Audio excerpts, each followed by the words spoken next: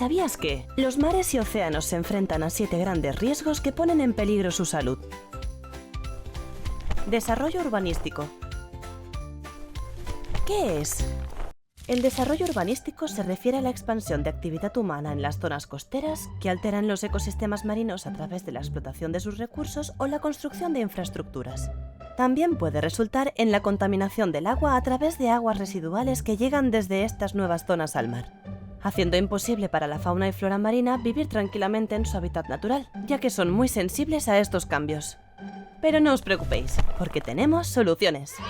Una solución es estar informados.